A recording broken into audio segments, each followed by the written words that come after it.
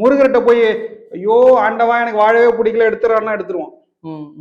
வேற எந்த சுவாமியாவது ஓடி போடணும். நீ என்ன கேட்கறியோ அதை கொடுத்துறப்போ. இதுதான் முருகர். அப்போ அந்த பாசிட்டிவ் ஹாரா அங்க விளையாடினே இருக்கு. அப்ப நான் என்னுடைய ஃபாலோவர்ஸ்க்கு என்ன சொல்லுவேன்னா, திருச்செந்தூர் போறியா பாசிட்டிவா பேசு, நல்லதை மட்டுமே பேசு, நல்லதை மட்டுமே நினை, யாருக்குமே துரோகம் நினைக்காத. துரோகத்தை நினைத்தால் துரோகம் உன்னை வீழ்த்தும். இவ்வளவுதான் கான்செப்ட்.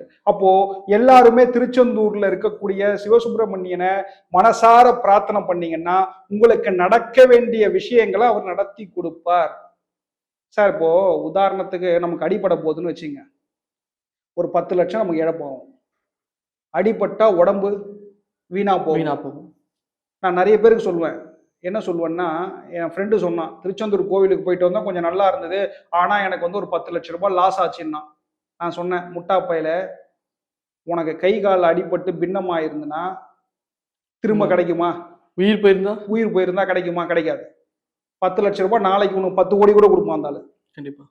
அப்போ நீ உன்னுடைய விஷயத்தை அவர் வேறு ஒரு மூலியமாக தற்காத்து இருக்கிறார் என்பதை நாம் நினைத்து கொள்ள வேண்டும். உடம்புக்கு வர்றதா ஒரு பணத்தால் எடுத்துட்டு போயிட்டாரு, நாளைக்கு பணத்தை சம்பாரிச்சுக்கலாம். கைகால் பின்னமாச்சுன்னா சம்பாதிக்க முடியாது. அப்போ யாரெல்லாம் வந்து எனக்கு லாஸ் ஆச்சு அப்படின்னு சொல்லிட்டு ரொம்ப சோர்ந்து உட்கார்ந்துடாதீங்க. திருச்செந்தூர் போங்க, முருகனை தரிசனம் பண்ணுங்க, திருவடி கழியில இருக்கக்கூடிய முருகனை தரிசனம் பண்ணுங்க. மிகப்பெரிய மாற்றம் உங்களுக்கு கிடைக்கும்.